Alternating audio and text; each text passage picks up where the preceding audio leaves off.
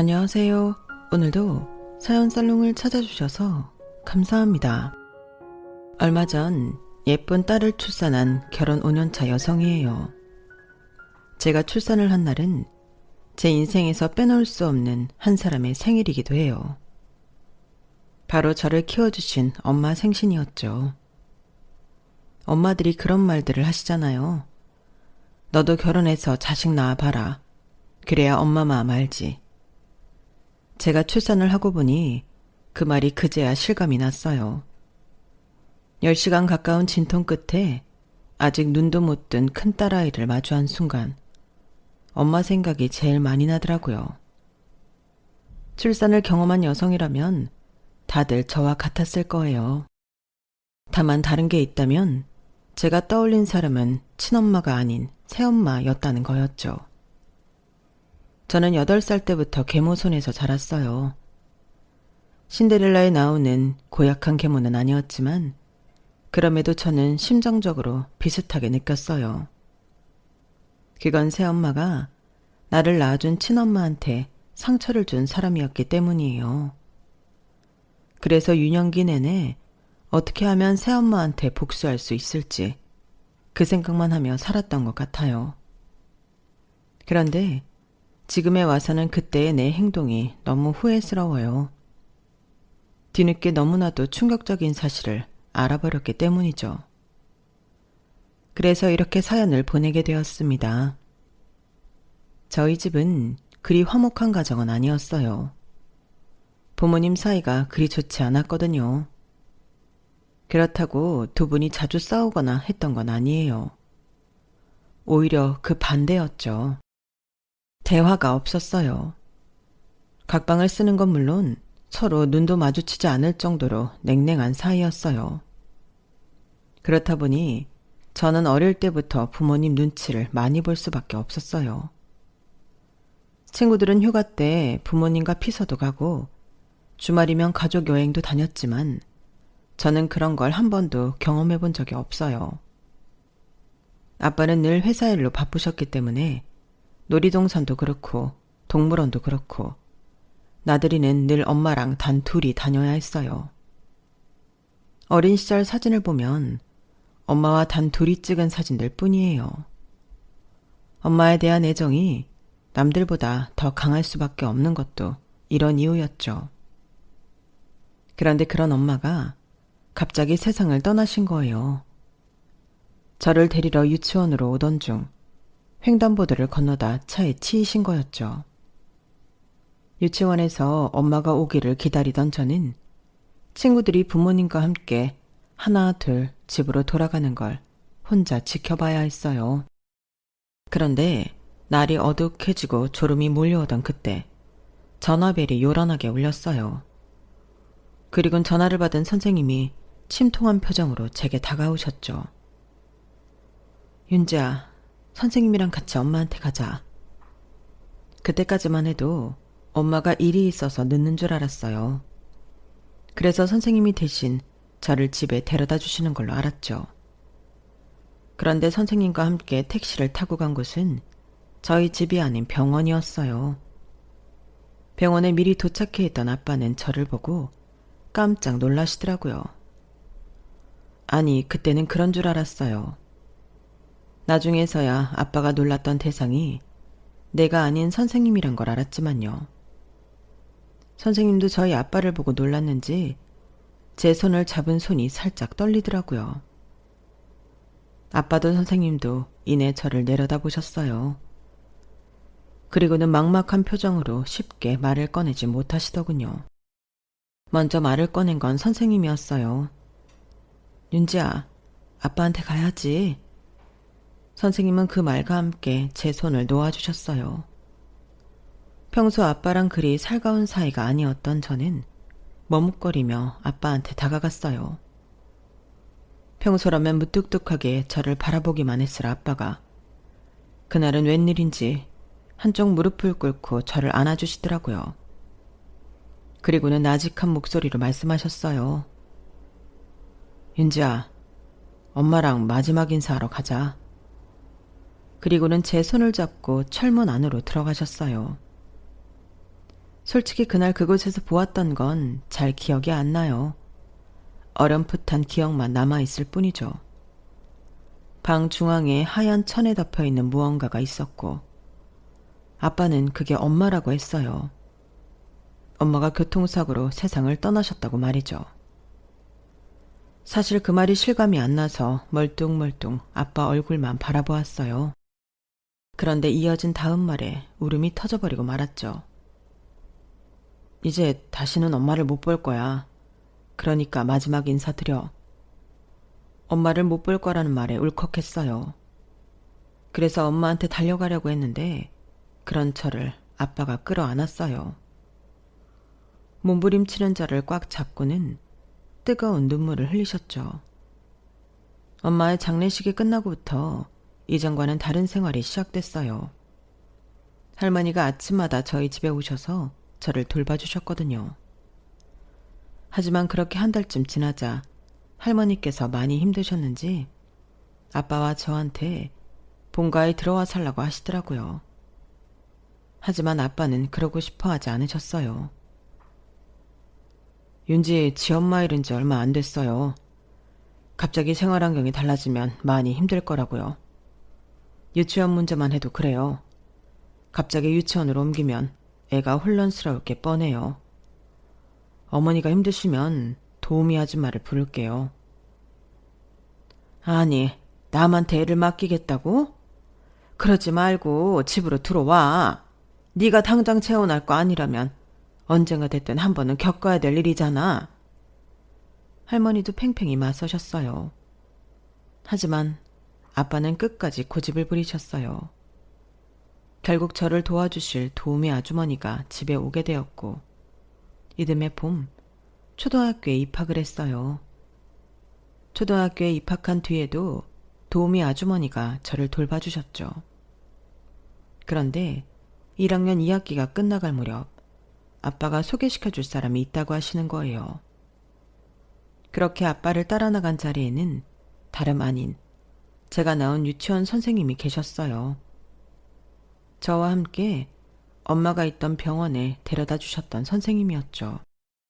엄마가 돌아가시고 저한테 특히 잘해주셨던 선생님이라서 무척 반가웠어요. 보자마자 선생님께 달려들어 안기자 아빠가 흐뭇해 하시더라고요. 윤지야, 오랜만에 선생님 만나니까 좋아? 그런데 선생님도 누구 만나러 왔어요? 난 아빠 친구 만나러 왔거든요. 그러자 아빠가 그러시는 거예요. 실은 우리가 만나러 온 사람이 바로 선생님이야. 앞으로 선생님이 윤지 새엄마가 되어주실 거야. 그 말에 순간 멍하긴 했지만 그렇다고 싫다는 생각이 들지는 않았어요. 선생님이 엄마가 되는 게 좋은 게 아니라 제게 엄마가 생긴다는 사실이 좋았던 것 같아요. 그렇다고 돌아가신 엄마를 잊은 건 아니에요. 여전히 엄마를 사랑하고 그리우니까요. 하지만 엄마에 대한 그리움만큼이나 주변 친구들에 대한 부러움도 컸어요. 초등학교에 입학하고 엄마가 있는 친구들을 보면서 정말 많이 부러웠거든요. 물론 도우미 아주머니가 많이 도와주시기는 했지만 엄마가 챙겨주는 아이들과는 확연히 차이가 있었어요. 방과 후 교문 앞에서 기다리고 있는 엄마들 중 우리 엄마도 있었으면 얼마나 좋을까. 학원 끝나고 집에 왔을 때 나를 반겨주는 사람이 우리 엄마였으면 얼마나 좋을까. 늘 그런 생각을 했거든요. 그래서 아빠의 재혼을 반대하지 않았어요. 그런데 친할머니는 새엄마 얼굴을 본 순간 엄청 화를 내시더라고요. 네가 여길 왜 와? 당장 나가. 당장 나가. 내 눈에 흙이 들어가도 나는 너 절대 며느리를 안 받아줘. 그러니까 헛물 켜지 말고 당장 나가. 어머니, 제발 그만 좀 하세요. 애초에 이게 다 어머니 때문에 벌어진 일이에요. 어머니만 아니었다면 그 사람도 그렇게 외롭게 가지는 않았을 거예요. 이제 그만하고 받아들이세요. 이번에도 아빠는 뜻을 굽히지 않았어요. 할머니도 이번만큼은 쉽게 물러서지 않으셨죠. 어머니가 자꾸 이러신다고 달라질 건 없어요. 허락 안 하셔도 이 결혼 진행할 겁니다. 팽팽하게 기싸움을 이어가던 두 분은 결국 타협점을 찾지 못했고 우리는 집으로 돌아왔어요. 그리고 며칠 뒤 아빠는 결혼식도 하기 전부터 새엄마를 집으로 불러들이셨어요. 언제까지고 저를 남의 손에 맡길 수 없다는 게 이유였죠. 어차피 할 결혼, 하루라도 빨리 제게 엄마를 만들어주고 싶다고 하더군요. 새엄마는 유치원 일도 그만두고 전업주부의 삶을 살기로 하셨어요. 새엄마가 집에 들어오고 나서 가장 많이 변한 건 저였어요. 정확히는 제 환경이었죠. 새엄마는 저를 어릴 때부터 지켜본 사람이라서 그런지 저에 대해 누구보다 더 잘 알고 계셨어요. 제 식습관은 물론 재능과 버릇까지 전부요. 그리고 거기에 맞춰서 저를 위한 맞춤 케어가 시작되었죠. 그러다 보니 도우미 아주머니가 계실 때와는 완전 다르게 체격도 좋아지고 학과 성적도 오르고 무엇보다 제 표정이 밝아졌어요. 그런 제 변화에 결국 할머니도 흔들리기 시작했어요. 네가 마음에 들어서 받아주는 거 아니야. 우리 윤지 생각해서 옆에 두는 거지. 그러니 땀만 먹지 말고 불쌍한 우리 윤지 잘 키워라. 그게 네가 살 길이야. 결국 할머니는 결혼 허락을 하셨고 그제야 부모님은 결혼식을 올릴 수 있었어요. 결혼식은 양가 부모님의 동의하에 가족들만 모여서 조촐하게 치렀어요. 처음에 심하게 반대하던 할머니는 언제 그랬냐는 듯 결혼식을 치른 이후에는 새엄마한테 함부로 하지 않으셨어요. 적어도 가족들이 보는 앞에서는요. 고모 역시 딱히 새엄마를 반기지는 않았지만 그렇다고 함부로 굴거나 괴롭히지는 않더라고요. 그렇게 한 2년 정도는 정말 아무 문제 없이 지냈어요. 명절에는 다 함께 본가에 모여 명절을 보냈고 저희 엄마가 살아계실 때와는 달리 휴가철에 할머니와 고모까지 포함해 온 가족이 여행을 떠나기도 했으니까요. 태어나서 가족여행을 가본 건 그때가 처음이었어요. 늘 엄마랑 단 둘이 다니던 여행과는 확실히 다르더라고요. 무엇보다 달라진 건 아빠였는데 전에는 바쁘다는 핑계로 할머니 생신이고 명절이고 매번 저랑 엄마만 본가에 보내시더니 새엄마가 들어온 이후엔 가족 모임에도 꼬박꼬박 참석하시더라고요. 아빠가 변하니 집안 분위기도 확실히 변해갔어요. 대화 없이 냉랭하던 집안 분위기는 온데간데 없이 사라지고 가족 간의 대화도 많이 늘어났거든요. 게다가 아빠는 주말이면 저랑 새엄마를 태우고 교회로 드라이브를 가거나 대형 마트에서 장을 보기도 했는데 엄마가 살아계실 때는 한 번도 없던 일이라서 처음엔 아빠의 이런 변화가 많이 신기했어요. 별거 아닌 TV 프로를 보면서도 이런저런 얘기도 하고 웃고 떠드는 날이 많았어요. 이제야 평범한 가정이 된 것 같은 기분이었죠. 이런 변화들 때문이었을까요? 저는 새엄마가 우리 집에 와서 정말 다행이라는 생각까지 했어요. 새엄마 덕분에 제가 꿈꾸던 화목한 가정이 완성됐으니까요. 동화 속에 나오는 새엄마들은 다들 본처 자식을 쥐잡듯 괴롭히기 일쑤였는데 새엄마는 전혀 달랐어요. 아빠보다도 더 저를 챙기셨거든요.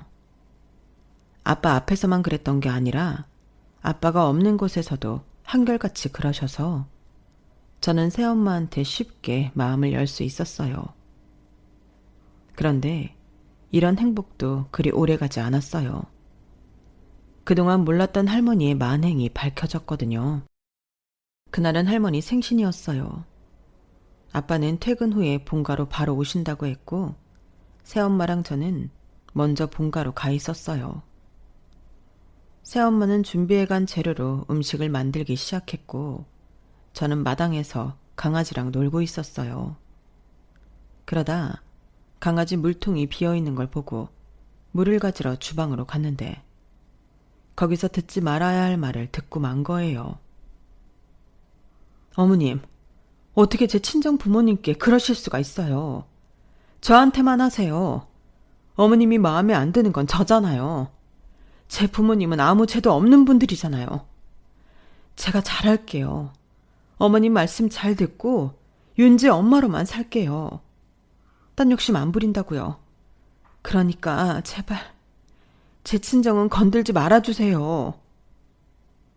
창고 경비 서는 애비에 건물 청소하는 애미에 어디서 이런 천한 집구석 인간들이 감히 우리랑 사돈을 맺어. 내가 아주 자다가로 열이 받아서 벌떡벌떡 일어난다고.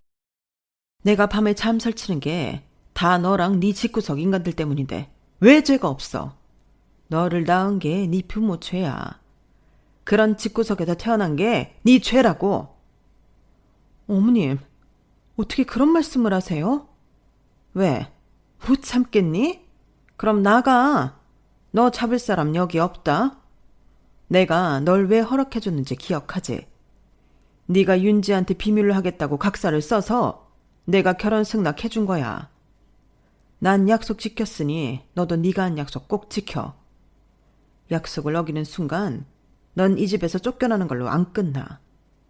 네 친정부모 합줄까지 다 끊어놓을 테니 알아서 해. 새엄마를 쫓아내려고 혈안이 된 할머니는 식구들 앞에서만 웃는 얼굴을 했지 뒤에서는 새엄마를 집요하게 괴롭히고 있었던 거예요. 새엄마의 친정 식구들까지도요. 그리고 그보다 더 문제가 됐던 건 바로 각서였어요. 자식을 낳지 않겠다는 약속이 담긴 각서요. 저는 서슬퍼렇게 새엄마를 잡고 있는 할머니를 피해 마당으로 도망쳤어요. 강아지를 품에 안고 구석에 쭈그려 앉아 있는데 마침 퇴근한 아빠가 오셨더라고요. 아빠를 보자마자 달려가 와락 안겼어요. 그리고 난해서 제가 엿들은 얘기를 아빠한테 다 털어놓았죠. 새엄마 좀 구해달라고 울면서요. 제 말을 듣는 아빠는 얼굴이 벌겋게 달아올라서 나직한 목소리로 그러셨어요. 윤지야, 아빠 차에 가서 기다려. 엄마랑 금방 나올 테니까. 아빠는 집 앞에 세워둔 차까지 저를 데려다 주시곤 집으로 들어가셨어요. 그렇게 시간이 얼마나 흘렀을까요? 기다리다 지쳐 선잠이 들었는데 아빠 목소리가 들리더라고요. 미안하다 선미야. 내가 잘 살폈어야 했는데 내 기분에 취해서 너한테 다 떠넘기고 나만 편히 살았어. 앞으로는 오늘 같은 일 당하지 않게 내가 잘 지켜줄게. 장인 장모님께도 내가 찾아뵙고 사과드릴 테니까 이번 한 번만 나 좀 믿어줘. 아빠는 새엄마를 달래고 있었어요. 그리고 그날 이후 저희 식구는 본가와 발길을 끊고 살게 되었죠. 아빠는 할머니와 고모가 저희 집에 오는 것도 막았어요. 저를 핑계로 찾아오는 것까지 모두 못하게 해버렸죠. 그리고 본가의 생활비를 지원하던 것도 다 끊어버렸어요. 아빠는 할아버지가 돌아가시기 전에 이미 회사와 대부분의 재산 증여를 받은 터라 할머니와 고모 소유의 재산은 살고 있는 집과 은행 잔고 그리고 매달 수익이 나는 상가 하나가 다였어요. 하지만 그마저도 두 사람이 사치도 심하고 투자 실패를 하면서 남은 건 딸랑 살고 있는 집 한 채뿐이었죠. 그래서 아빠가 매달 일정 금액을 본가 생활비로 보조해주고 있었어요. 그런데 그게 끊기자 난리가 난 거죠. 어떻게든 아빠 마음을 돌리려고 혈안이 돼서 달려들었지만 아빠는 눈도 깜빡하지 않았어요. 혹여라도 마음이 여린 새엄마가 두 사람을 집에 들일까봐 집에 사람까지 두고 본가 식구들의 방문을 막았어요. 초반엔 제 등학교 길에도 사람을 붙였었는데 한 2년 가까이 지나고 나니까 더는 그럴 필요가 없어서 그만두게 되었죠. 그렇게 3년이 지난 어느 날이었어요. 수업이 끝나고 교문 앞에 대기 중인 학원차에 오르려는데 누가 저를 부르더라고요. 고모였어요. 고모는 마치 어제 만나고 헤어진 사람처럼 자연스럽게 웃으며 다가와서는 학원차를 모는 기사님께 윤지 고모인데 직접 데려가겠다고 양해를 구하곤 저를 자기 차에 태웠어요. 고모, 아빠가 알면 혼나. 나 내려줘. 얘도 참. 오랜만에 고모를 만났으면 인사부터 해야지. 그게 뭐니? 그나저나 배고픈데 우리 어디 가서 햄버거나 먹을까? 윤지 너 불고기 버거 좋아하잖아. 햄버거만 먹고 학원까지 데려다 줄 테니까 걱정하지 마. 아빠가 할머니도 고모도 만나지 말라고 했지만 그래도 하나뿐인 내 고모인데 어떻게 밀어낼 수 있겠어요. 그래서 고모를 따라 롯데리아에 가서 햄버거를 먹었어요. 제가 햄버거를 먹는 내내 고모는 저희 집 돌아가는 사정에 대해 이것저것 물어댔어요. 저는 잘 모르겠다거나 그걸 왜 나한테 묻냐고 퉁명스럽게 대답했죠. 그리고는 새엄마 괴롭히지 말라고 화를 냈어요. 그랬더니 고모가 답답하다는 듯 주먹으로 가슴을 팡팡 치고는 그러지 뭐예요. 윤지 너 새엄마가 어떤 사람인지 알아? 너희 엄마한테서 아빠 뺏어간 사람이야. 너희 엄마 살아있을 때부터 너희 아빠 꼬셔서 바람 폈던 사람이라고. 엄마가 그날 왜 교통사고를 당했는지 알아? 네 유치원 선생이 네 아빠랑 바람 피고 있다는 거 알고는 급하게 유치원으로 달려가다가 사고가 난 거라고. 그런데 딸이 돼서는 네 엄마를 죽인 거나 마찬가지인 원수 편을 들어? 하늘에서 엄마가 이걸 보면 얼마나 가슴이 아프겠니? 고모의 말에 심장이 철렁했어요. 고모 말이 사실이라면 저는 지금까지 내 엄마를 괴롭힌 사람을 돕겠다고 발톱을 세우고 할머니와 고모한테 대든 거나 마찬가지였으니까요. 고모, 그게 무슨 소리야? 새엄마가 아빠랑 바람을 폈다니. 그럼 우리 엄마가 죽은 것도 새엄마 탓이라는 거야? 따지고 보면 그런 셈이지. 할머니랑 고모가 달래 네 새엄마를 미워하겠니? 그제야 그동안 할머니가 새엄마한테 했던 말과 행동이 이해가 갔어요.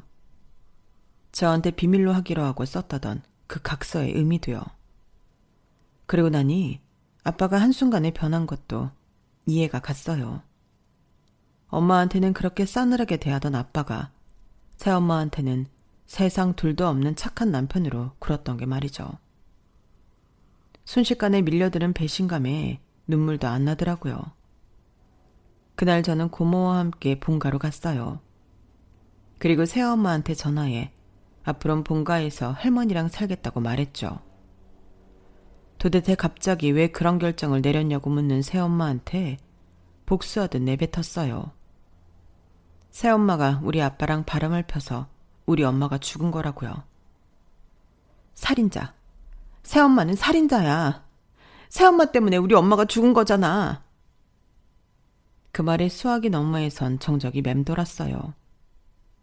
제 말에 새엄마가 충격을 받은 모양이더라고요. 윤지야, 내가 설명해 줄게.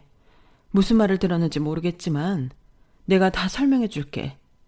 제발 내 말 좀 들어줘. 싫어. 안 들을 거야. 아무것도 안 들을 거야. 그렇게 전화를 끊어버렸어요. 그 일로 집은 발칵 뒤집어졌죠. 아빠와 새엄마가 본가로 달려와 저를 데려가겠다고 했지만 제가 거절했어요. 할머니는 이번 기회를 놓치지 않으려고 이런저런 조건을 걸었어요. 제 마음이 풀릴 때까지 책임지고 저를 맡아줄 테니 생활비며 저를 돌보는 데 들어가는 경비와 학원비를 보내라는 얘기였죠. 할머니한테는 손녀딸 걱정보다는 돈이 먼저였어요. 저도 그건 알고 있었지만 그래도 내 엄마를 죽음으로 몰고 간 새엄마와 아빠를 보면서 살 자신이 없었어요. 아빠는 윽박지르며 저를 데려가려고 하셨지만 새엄마가 말렸어요. 아이한테 더 상처가 될 거라면서. 저는 새엄마의 그런 모습도 짜증이 나더라고요. 우리 아빠랑 바람까지 펴서 내 엄마 가슴에 상처를 입힌 사람이 이제 와서 아닌 척하는 게 거슬리고 역겹기만 했거든요. 그렇게 저는 본가에서 할머니, 고모와 함께 살게 되었어요. 중학교 시절 내내 본가에서 생활한 저는 생각지 못한 상황에 저희 집으로 돌아가게 되었어요. 해외 출장을 마치고 돌아온 아빠가 원인모를 감염으로 생사를 오가게 되었거든요. 뭐에 감염이 됐는지 알 수 없어서 정확한 치료도 할 수 없어서 몸 상태는 시간이 갈수록 급속히 악화되었어요. 그리고 결국 감염 사실을 알게 되고 3개월도 안 돼서 세상을 떠나시고 말았죠. 문제는 그 다음이었어요. 아빠가 남긴 유산이 모조리 새엄마 손에 들어가게 됐다는 거였죠. 할머니와 고모는 소송을 해서라도 재산을 찾겠다고 했지만 현실적으로 불가능한 일이었어요. 상속은 새엄마의 저 외에는 받기 힘든 상황이었으니까요. 그런데 장례식이 끝나고 며칠 뒤 새엄마가 본가로 찾아온 거예요. 새엄마는 당장 생활비 지원을 빌미로 저를 데려가려고 했어요. 윤지 몫의 유산은 윤지가 성인이 된 후에야 손을 댈 수 있어요. 현재로선 10원짜리 동전 하나도 건들 수 없다는 얘기죠. 저는 그동안 그이가 본가에 하던 지원을 다 끊을 생각이에요. 생활비, 돌봄비 전부 다요.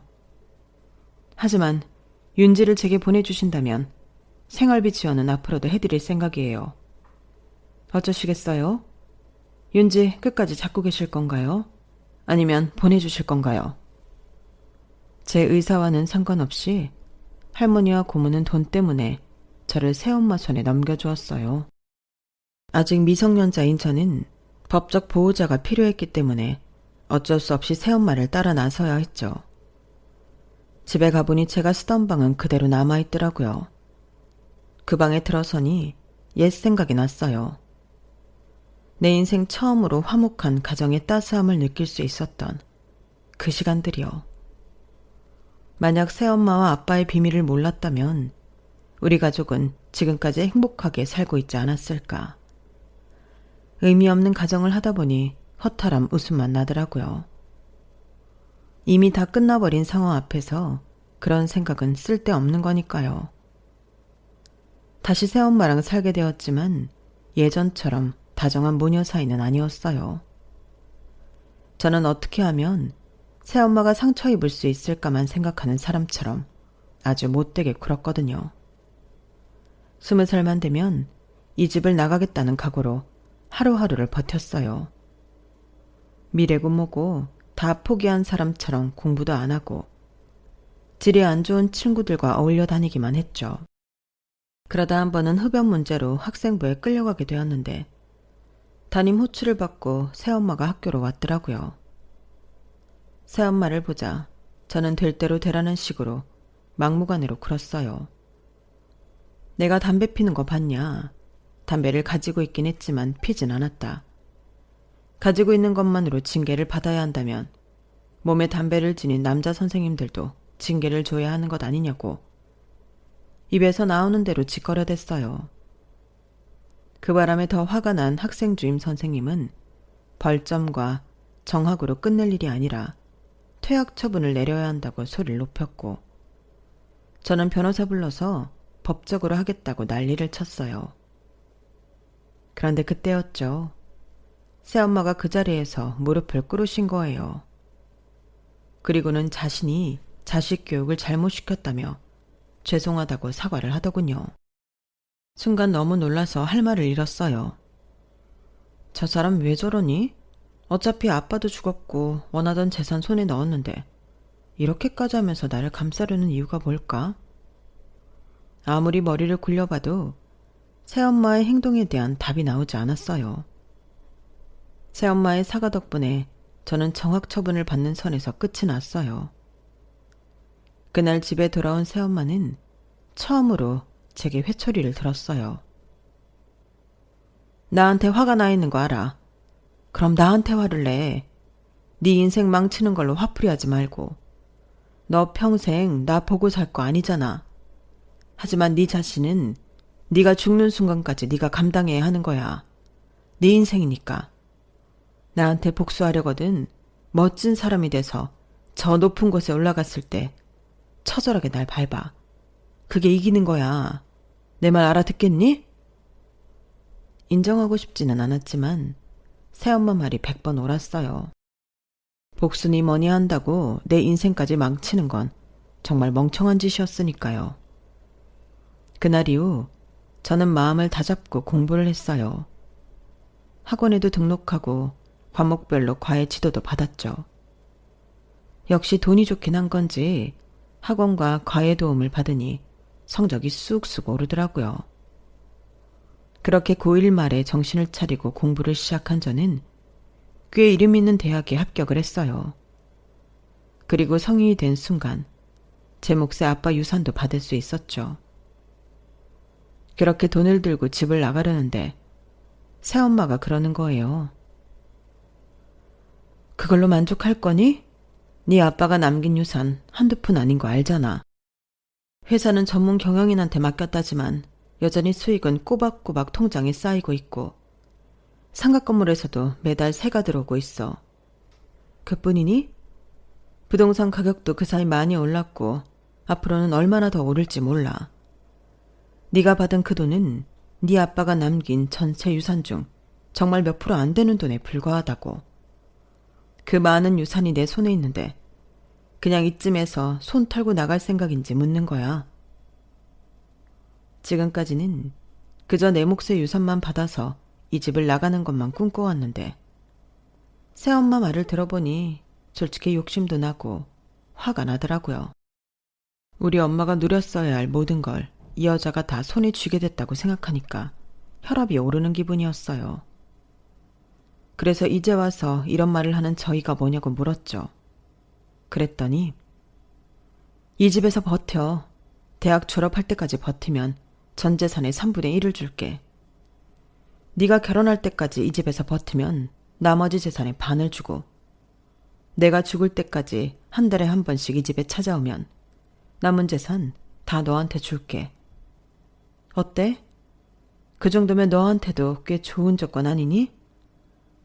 한마디로 자기가 죽을 때까지 나를 옆에 두겠다는 건데 도대체 왜 저런 쓸데없는 짓을 하는 건지 이해가 안 됐어요. 저랑 같이 있어봤자 엄마 대접도 안 해주는데 말이죠. 그래서 일단은 졸업할 때까지만 버텼다가 돈 받고 나가자 생각했어요. 그러다 취업할 때까지만 버티자고 생각하게 됐고 그렇게 차일피일 미루다가 결국 그 집에서 결혼까지 하게 되었죠.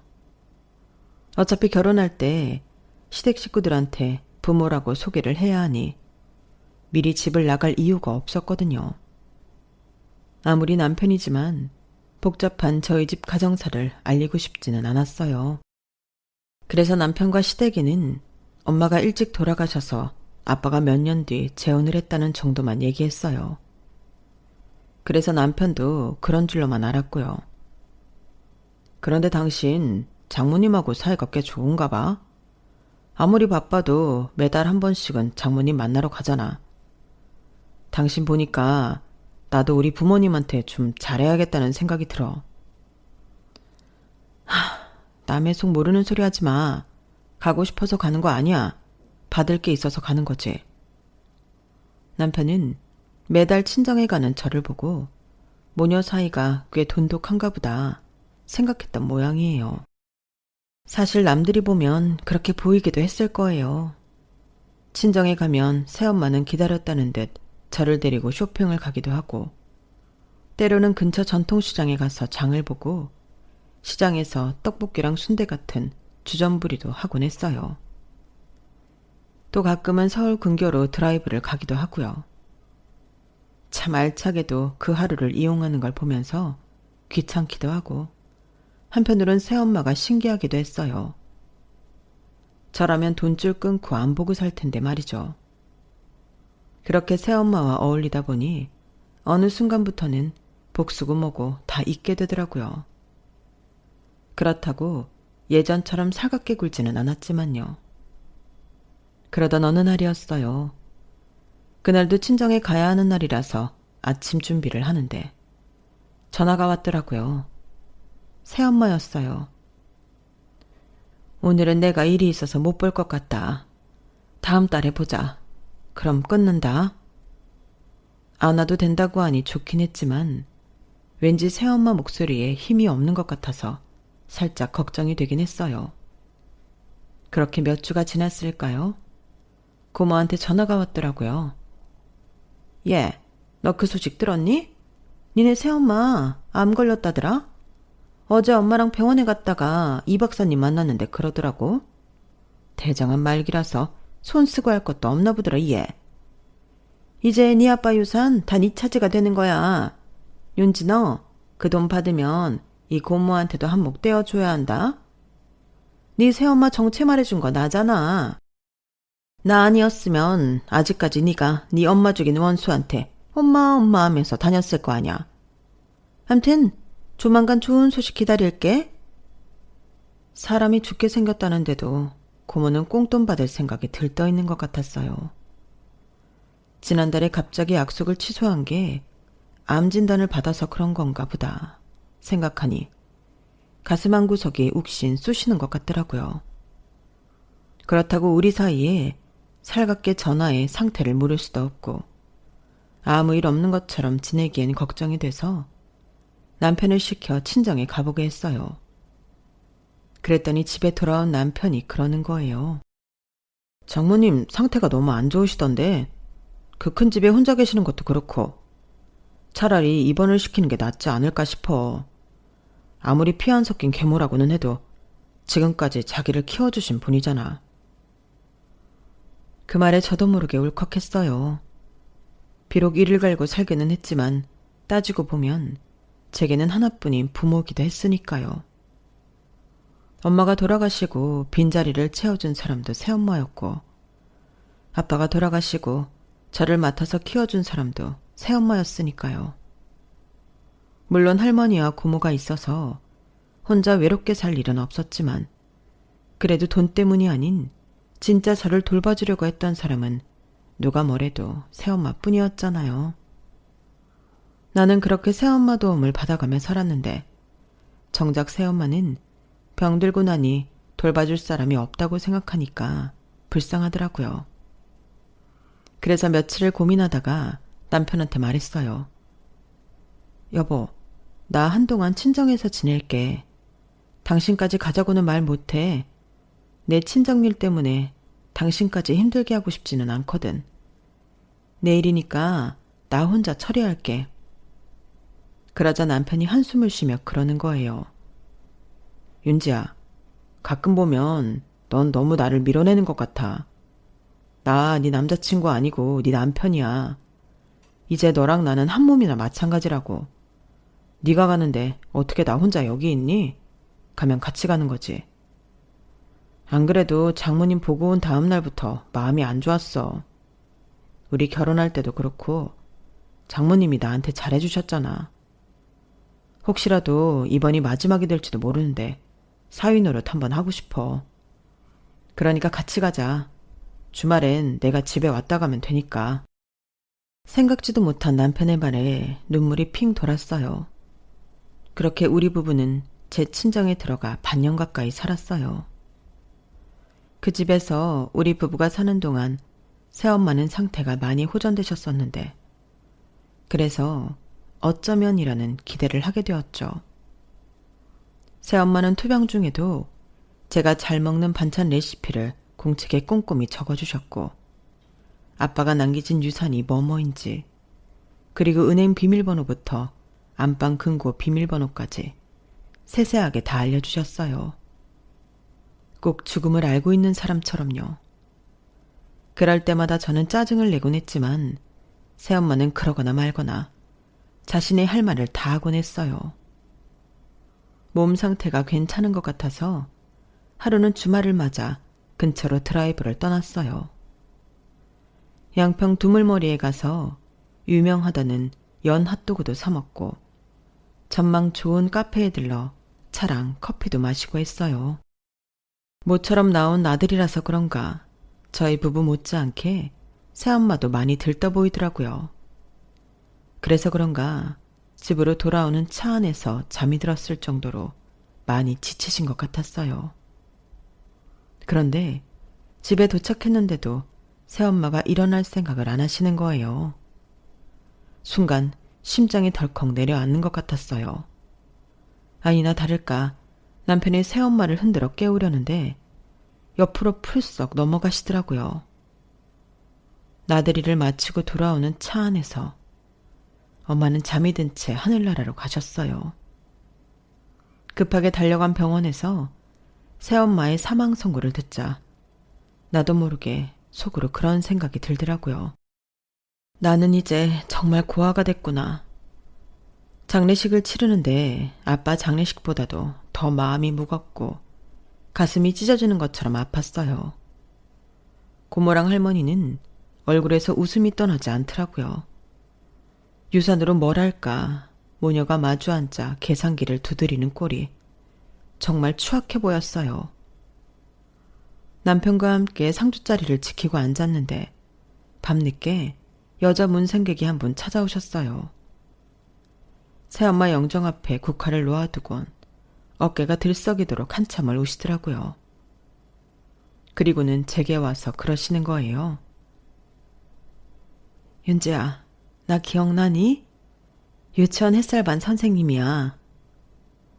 솔직히 얼굴은 기억이 안 났지만 햇살반 선생님에 대한 기억은 있었어요. 저는 단림반이었는데 저희 선생님이랑, 그러니까 새엄마랑 햇살반 선생님이 친구 사이라는 얘기를 들은 적이 있었거든요. 그래서인지 햇살반 선생님이 저희 반에 자주 오시기도 했고요. 윤지 새어머니랑은 오랜 친구 사이야. 고등학생 때부터 친구였으니까 30년 넘게 알고 지냈지. 이제 보니 윤지는 엄마를 참 많이 닮았구나. 그러시면서 제 얼굴을 찬찬히 훑어보시더라고요. 그리고는 가방에서 상자 하나를 꺼내 내미셨죠. 이거 너희 새엄마가 몇 달 전에 나한테 남긴 거야. 혹시 자신이 잘못되면 그때 윤지 너한테 전해주라고 했어. 상자를 열어보니 오래된 산모수첩이 가장 먼저 보였어요. 산모수첩에는 새엄마 이름이 적혀 있더라고요. 새엄마한테 애가 있었나 생각하면서 그 밑에 깔려있는 일기장을 집어들었는데 몇 장을 읽자마자 눈에서 후두둑 눈물이 흘러내렸어요. 사랑하는 남자와 연애를 하고 결혼까지 약속했지만 집안 형편이 안 좋다는 이유로 남자 쪽 어머니가 결혼 반대를 했고 결국 강제로 헤어질 수밖에 없었다는 얘기였어요. 그런데 헤어지고 난 뒤 임신 사실을 알게 되었고 그 사실을 알리려 남자 집에 찾아갔다가 남자의 모친을 통해 남자가 이미 결혼했다는 사실을 알게 되었죠. 배는 불러오는데 막막하기만 했던 새엄마는 친구 자취집에 머물며 출산을 했고 이듬해 아이를 데리고 산부인과를 찾았다가 우연히 남자와 그 앞에 서 있는 남자의 아내를 보게 되었어요. 남자의 모친 말과 달리 남자는 얼마 전에서야 결혼을 했다더라고요. 문제는 남자의 아내가 임신할 수 없는 몸이라는 거였죠. 남자의 아내는 새엄마를 설득해 자신이 아이를 키워주겠다고 약속을 했고 당시 자신의 형편에선 아이를 제대로 키울 수 없다고 판단한 새엄마는 딸아이를 남자의 아내한테 맡겼던 거예요. 그래도 제 아빠 곁에서 자라면 덜 외롭지 않을까 생각하면서요. 그렇게 맡겨진 아이는 바로 저였던 거예요. 아빠와 엄마, 그리고 새엄마가 소설 속 주인공처럼 비극적인 인생을 살게 된 건 다 할머니 때문이었던 거죠. 중간에서 결혼을 방해하지만 않았더라면, 그리고 아빠가 결혼을 했다는 거짓말만 하지 않았더라면 엄마도 새엄마도 아빠도 그렇게 살지 않아도 됐을 텐데 말이에요. 새엄마가 남긴 일기장을 밤이 새도록 읽어내려간 저는 가슴이 갈갈이 찢기는 심정이었어요. 내 친엄마인 줄 알았다면 그렇게 모질게 굴지 않았을 텐데 단 한 번이라도 살갑게 엄마라고 불러드릴 걸. 모든 게 다 후회스럽고 죄송하기만 했어요. 그래서 그렇게 나를 버리지 못하고 옆에 끼고 살려 했구나 생각하니 더더욱 가슴이 아프더라고요. 장례식 마지막 날 저는 처음으로 나를 낳아준 친엄마를 불러보았어요. 그런데 장례가 끝나자마자 할머니랑 고모가 와서 유산은 어떻게 정리할 거냐고 묻더라고요. 그 말에 일순 화가 치밀었어요. 왜요? 혹시라도 고모랑 할머니한테 콩고물이라도 떨어질까 봐서요? 어림없어요. 내가 이 돈을 불구덩이에 쑤셔 넣는 한이 있어도 두 사람한테는 단돈 1원도 안 줄 거니까요. 내 친엄마를 내 언녀라고 속여서 온 가족을 찢어놓고도 무슨 낯짝으로 내 부모 유산을 탐해요? 할머니도 마찬가지예요. 할머니가 결혼 반대만 하지 않았다면 우리 엄마랑 아빠 그렇게 안 됐어요. 당신들 두 사람이 우리 가족을 불행하게 만든 거라고요. 절대 용서 안 할 거야. 그동안 지원했던 생활비고 뭐고 앞으로는 한 푼도 안 줄 테니까 그렇게들 아세요. 내 눈앞에서 사라지라고요. 할머니랑 고모한테 미친년처럼 소리를 질렀지만 실은 제 자신한테 소리친 거나 마찬가지였어요. 가장 멍청했던 건 친엄마를 옆에 두고도 못 알아본 저였으니까요. 사람의 진심을 받아주려고 하지 않은 제 탓이니까요. 그래서 그 괴로움에 장례가 끝나고도 한동안 기운을 못 차리고 침대에 누워 있었어요. 그런데 엄마 친구가 집으로 찾아오셨더라고요. 윤지야, 혹시 충격으로 밥도 안 먹고 자리 보존하고 있었던 건 아니지? 네 엄마가 그랬거든. 윤지는 가슴 아픈 일이 있으면 밥도 안 먹고 하루 종일 침대에 누워 있는다고. 그럴 땐 달달한 단팥죽을 먹이라고 하던걸. 그래서 이거 좀 가져왔어. 아줌마가 네 엄마처럼 음식 솜씨가 좋은 사람이 아니어서 직접 만든 건 아니고 죽집에서 사온 거야. 이거 먹고 기운 차려. 그래야 네 엄마도 하늘에서 내려다보고 덜 걱정할 거 아니니? 어서 한술 떠봐. 엄마 친구가 건넨 단팥죽 그릇을 잡고 한참을 내려다봤어요. 어릴 때부터 유난히 단팥죽을 좋아해서 울다가도 단팥죽 먹으라고 하면 벌떡 일어나곤 했었거든요. 새엄마가 저희 집에 처음 들어오시고 얼마 안 돼 단팥죽을 끓여주시길래 내가 좋아하는 걸 어떻게 알았나 신기해했던 기억이 있어요. 그런데 새엄마 일기장을 보니 저희 엄마랑 무척 친하게 지내셔서 저에 대한 건 서로 공유하고 계셨더라고요. 그러니 저에 대해 모르는 게 없을 수밖에요. 살면서 늘 반쪽 엄마만 가진 것 같아서 외롭기만 했는데 이제 보니 저는 엄마를 둘이나 가진 복받은 사람이었더라고요. 세상은 어떻게 바라보느냐에 따라 다르게 보인다더니 이제 와서는 이렇게 긍정적으로 볼 수 있게 되었네요. 엄마 장례를 치른 지도 2년이 지났고 지금 제 곁에는 저희 엄마와 생일이 같은 제 딸아이가 잠들어 있어요. 혹시 우리 엄마가 내 딸로 환생한 게 아닐까 하는 생각이 들 정도로 생김새도 많이 닮았어요. 지금까지는 엄마 속도 많이 썩인 딸로 자랐지만 이제는 반대로 자식을 키워야 하는 엄마 입장이 되었어요. 제 엄마들이 그랬던 것처럼 잘해 나갈 수 있을지 모르겠지만 저 역시 엄마들 딸이니까 잘할 수 있을 거라고 생각합니다. 그렇겠죠? 지금까지 제 사연을 들어주셔서 감사합니다. 들어주신 모든 분들의 내일이 행복하시기를 진심으로 바랍니다. 여러분, 사연 댓글에 응원과 현명한 조언 부탁드려요. 좋아요와 구독은 저에게 큰 힘이 됩니다. 오늘도 좋은 일 가득하세요.